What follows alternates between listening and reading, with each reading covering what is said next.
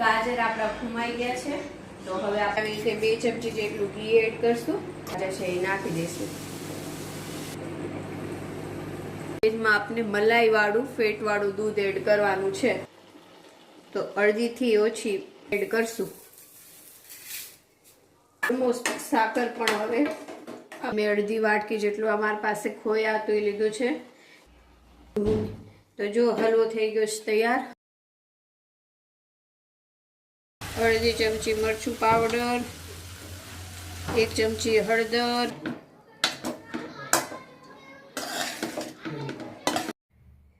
નમસ્કાર મિત્રો, કેમ છો? મજામાં ને? સ્વાગત છે તમારું મારી YouTube channel natural life with Bina પર. મિત્રો, સવારના વાગ્યા છે 6:30. મંદિરે જઉં છું અને સતત હમણાં હું દેખાઉં ખરી એટલી જ અને રેસીપી કાંઈ હોય તો દ્રષ્ટિ આપતી રહે છે.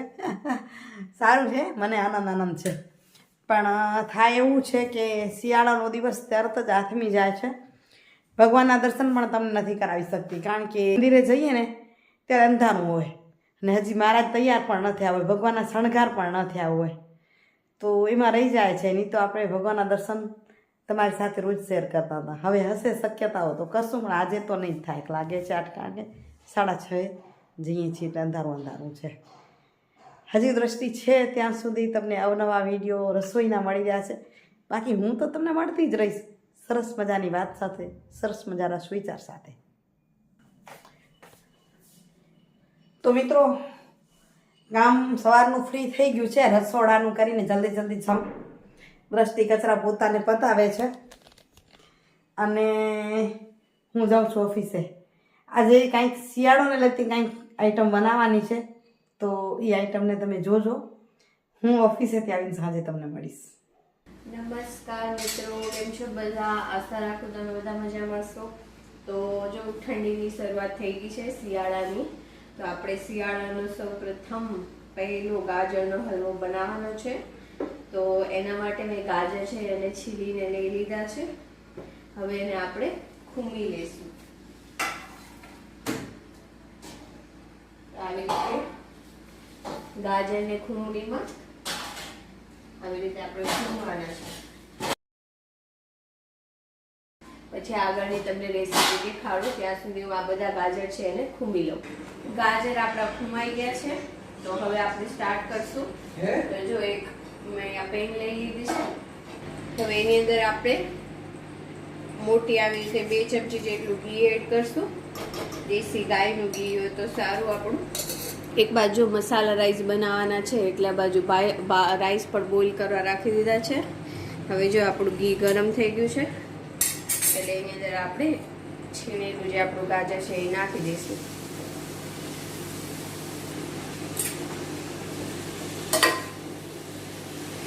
હવે ગાજરને આપણે હલાવવાનું છે 3 થી 4 મિનિટ માટે. એનો કલર થોડો ચેન્જ થાય ત્યાં સુધી, નીચે ચીપકવું ન જોઈએ એટલે.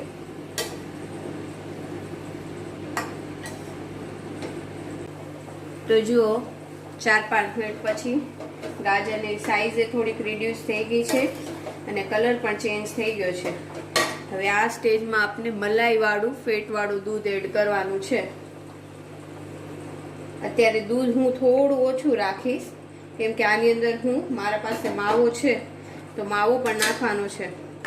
જો તમે ખાલી દૂધમાં બનાવતા હો તો સરખું મતલબ અડધો કિલો ગાજર હોય તો અડધો કિલો જેટલું દૂધ નાખો તો સરસ બને. અત્યારે મેં એટલું દૂધ નાખ્યું છે, થોડું ડૂબે એટલું.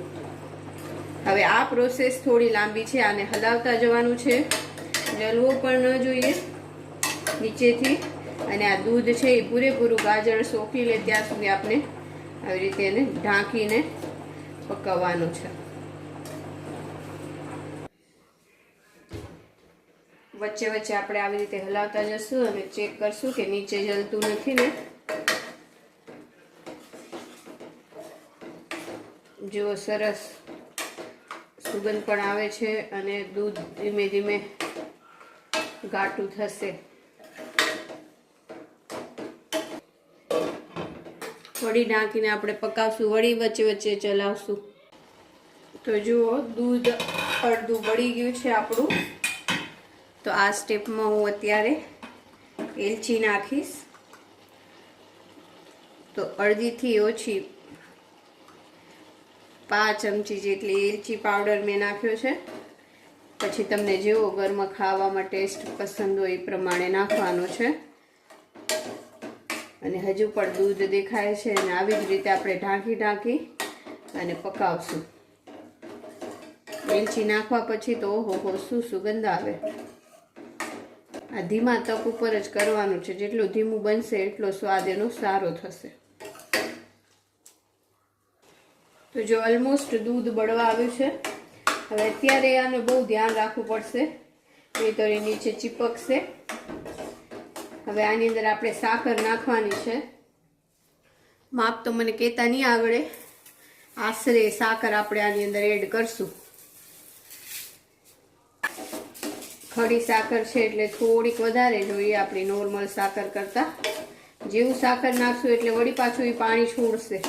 એટલે વળી પાછું આપણે આવી જ રીતે એને ઘટ કરવાનું છે જેવું અત્યારે હતું એવું. જ્યારે દૂધ નાખીને બળીને જેટલો બચે ને હલવો એટલી જ સાકર આપણે નાખવાની છે એની અંદર. છે ને વળી પાછું થયું ને પાણી સાકરનું. હવે જ્યારે ઘટ થાય ત્યાં સુધી પકાવવાનું છે આપણે. તો જો સાકરનું પાણી પણ ઓલમોસ્ટ બળવા આવ્યું છે. તો એની અંદર મેં અડધી વાટકી જેટલું અમારી પાસે ખોયા હતું એ લીધું છે. ના હોય તો આ સ્ટેપ બિલકુલ સ્કીપ કરી શકો. અધરવાઇઝ તમારી જોડે મિલ્ક પાવડર હોય તો એ નાખો તો એનાથી પણ સ્વાદ બહુ સારો થાય. હવે આને ચલાવશું અને 2-5 મિનિટ પકાવી અને આપણો હલવો ઓલરેડી રેડી થઈ ગયો છે. અને મેં છે ને થોડાક આવી રીતે ડ્રાયફ્રૂટ્સ કટ કરી લીધા છે. હવે આને હું ઘીમાં સાંતળી અને છેલ્લે જ્યારે ખાવું હશે ને ત્યારે જ નાખીશ, જેથી ક્રન્ચી સારા રહે. તો જો હલવો થઈ ગયો છે તૈયાર. ફ્લેમ બંધ કરી ઢાંકીને રાખી દઈશું અને ડ્રાયફ્રૂટ જ્યારે ખાવાશે ત્યારે નાખશું.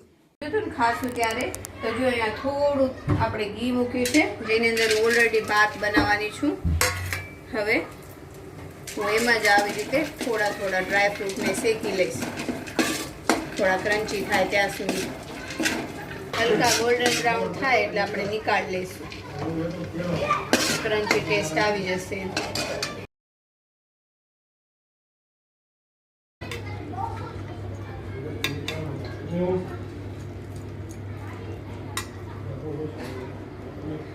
બાજુ ભાત વઘારવાની તૈયારી ચાલુ છે.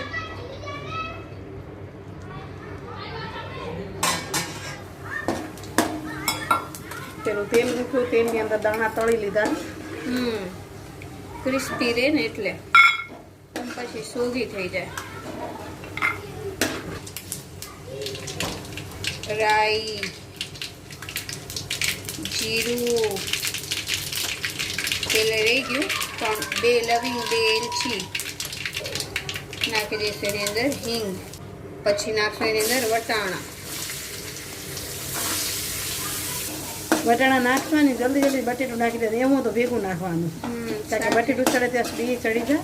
એ તો વટાણાની આદત છે ઉડવાની, ઠક કરવાની. ત્યારે પકાવી લેવું એને તેલમાં. બટેકાને 1 મિનિટ માટે પકાવ્યું, પછી આપણે એની અંદર નાખી દીધું છે ગાજર. હવે ફરી પાછું ગાજરને 1 મિનિટ માટે પકાવશું. ગાજર 1 મિનિટ માટે થઈ ગયું, સંકળાઈ ગયું એટલે એની અંદર નાખશું કાંદા. આજે તો મસ્ત બધા વેજીટેબલ હો શું ભાત બનશે. શિયાળો આવે એટલે આપણો બધે ભાત હોય, પૌવા હોય કે સેવ હોય, જેમાં વેજીટેબલ હોય એ ભરીને વેજીટેબલ ખાવાના. હવે કાંદાને પણ 1 મિનિટ ચડાવ્યા પછી નાખી દઈશું કેપ્સિકમ.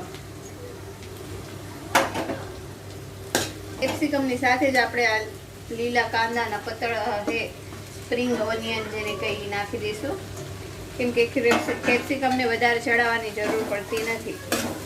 હવે સ્વાદ અનુસાર નમક નાખશું. તો ભાતમાં ઓલરેડી આપણે બાફવામાં નાખ્યું હતું, તો વેજીટેબલ જેટલું નાખશું આપણે અહીંયા. વેજીટેબલ સાંતળાય છે ને એ જોઈને જ મજા આવે છે. કલર જો કેટલો સરસ લાગી રહ્યો છે.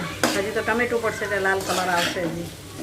કેપ્સિકમ 1 મિનિટ માટે સતળાઈ ગયું એટલે નાખશું ટમાટર. ટમાટર છોડી આપણે ઉતારીને કર્યું છે એટલે આને બિલકુલ સમય નહીં લાગે. મસાલા સાથે જ નાખી દઈશું હવે આપણે.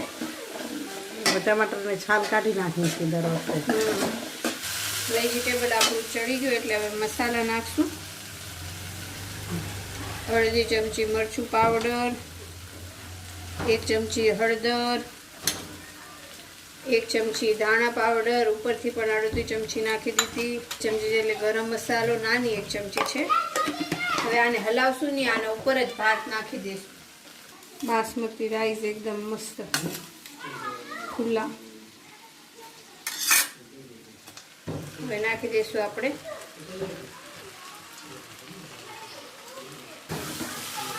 હવે આપણે મિક્સ કરી લઈશું.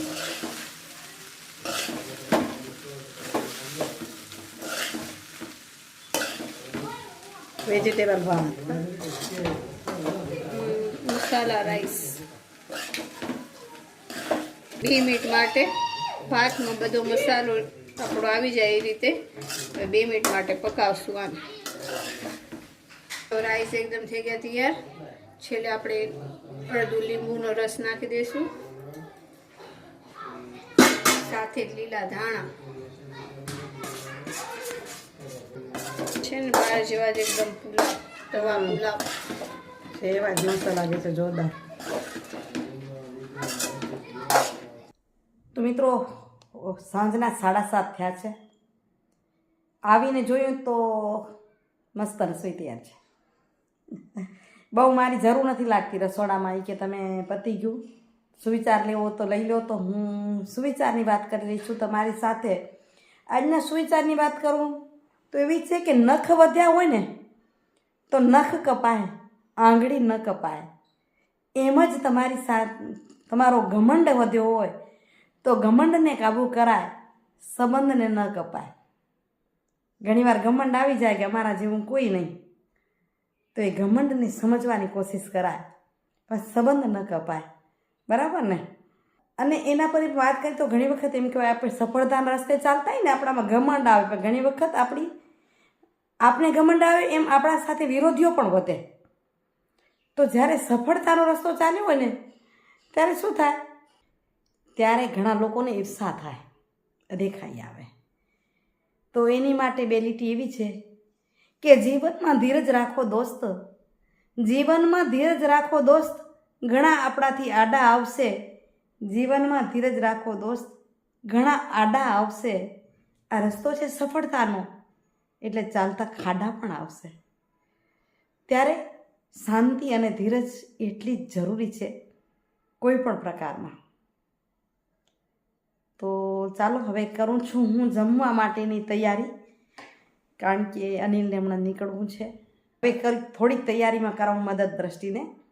રસોઈ તૈયાર છે, અનિલ શું કરે છે જોઈ લઉં, કારણ કે એને આજ નીકળવું છે.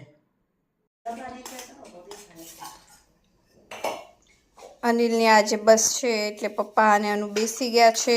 રુચિતા હજુ મીટિંગમાંથી ફ્રી નથી થયા. કેવા બનાવ્યા છે મસાલા ભાત? હલવો કેવો બન્યો એમ કહો. મજા આવી ગઈ હલવા બલવા બધામાં. તો બસ આઈટમ સરસ છે. આઈટમ ઘણી થઈ ગઈ. મસાલા ભાત, સ્વીટનો હલવો, ગાજરનો હલવો, ઉપરથી પૂરી, યસ, પાલકની ભાજી.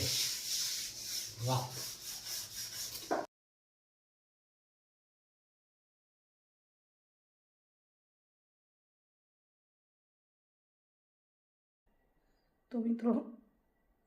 તો મિત્રો જમવાનું પતી ગયું. એના પપ્પા ક્યાં અનિલને મૂકવા. હવે મને એકલતા કોરી ખાય છે. તમને કોઈને આવો અનુભવ થાય છે? હમણાં તો દ્રષ્ટિ રૂચિત છે, થોડુંક ઘર ભર્યું છે. રોજ એકલા અહીંથી રૂટિનમાં રહું છું, પણ જ્યારે છોકરા જાય ત્યારે બધું મને દુઃખ થાય છે. કદાચ ઘણા ફોલોઅર્સ એમ પણ કહે છે કે શું અમારી સામે દેખાવડો કરીને બતાવો છો? દેખાવડો નથી, મારી જે લાગણીઓ છે તમારી સામે શેર કરી રહી છું અને પૂછી રહી છું કે તમને આવું થાય છે? એકલી રહી છું, ઘણો સમય, લાંબો સમય એકલી રહી છું. બંને છોકરા હોસ્ટેલમાં, એના પપ્પા નોકરીને લઈને બારે, સાવ એકલી જીવન વિતાવ્યું છે. ખબર નહીં આ ઉંમરનો પડાવ છે કે શું, મને એમ લાગી રહ્યું છે કે મને એકલું નથી ગમતું. મને ભેગી રહેવાની ઈચ્છા થાય છે. ભગવાનને હું પ્રાર્થના કરી રહી છું, પણ તમે બધા મને આશીર્વાદ આપો, પ્રાર્થના કરો કે હું હવે સાથે રહેતી થાઉં અને આનંદ કરતી થાઉં. ચાલો મિત્રો, આજનો વિડીયો તમને ગમ્યો હોય તો લાઈક શેર કરજો, દ્રષ્ટિને પ્રોત્સાહિત કરજો. દ્રષ્ટિને ચેનલ આપ્યું પણ એ ચલાવતી નથી, પાછું એ જ ચેનલને મને જ ચલાવવું પડશે. પણ હમણાં મને જે રસોઈને વિડીયો કરી આપે છે એ તમારી સાથે શેર કરી રહી છું. લાઈક શેર કરી એને પ્રોત્સાહિત કરજો, એ જ આશા સાથે આવજો મિત્રો. Bye bye. ફરી મળું છું સરસ મજાના વિડીયો સાથે. ત્યાં સુધી આપ સૌને જય શ્રી કૃષ્ણ, જય જય ગરવી ગુજરાત, જય ભારત અને જય હિન્દ. હરિઓમ.